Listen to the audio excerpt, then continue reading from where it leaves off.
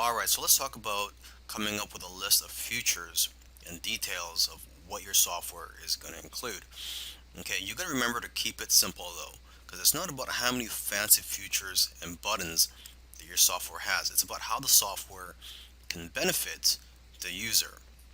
Okay, because sometimes it's the most simple software that can become a best selling product.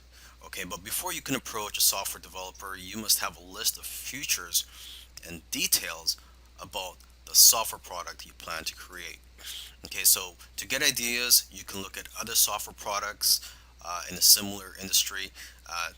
And also, what you can do is go to a website called hotscripts.com.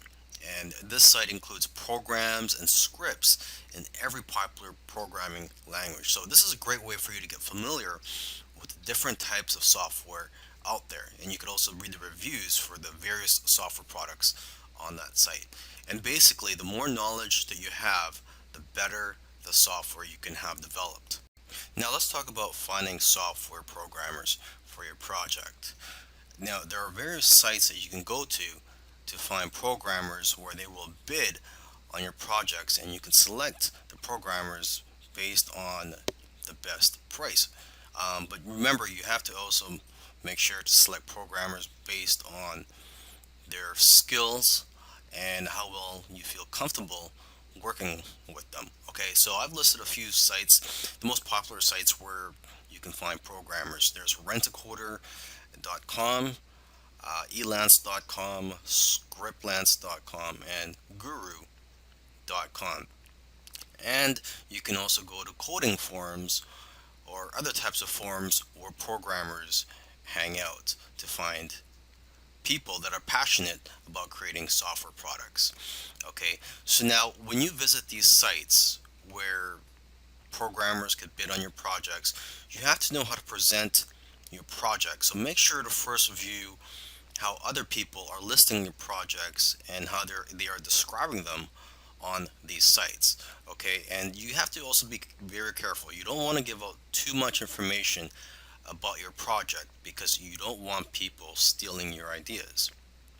So when you first post a project, the information that you should reveal at first is what is needed for the programmer to know if your software product is something that they are qualified to work on.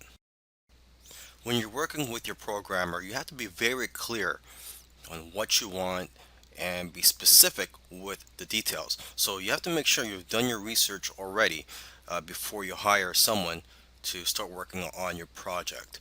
Okay, and you should also find out how long after they finish creating your software will they be able to fix any bugs. So in my opinion, it should be at least 6 months after they've completed the software where they could still fix anything that's wrong with your software.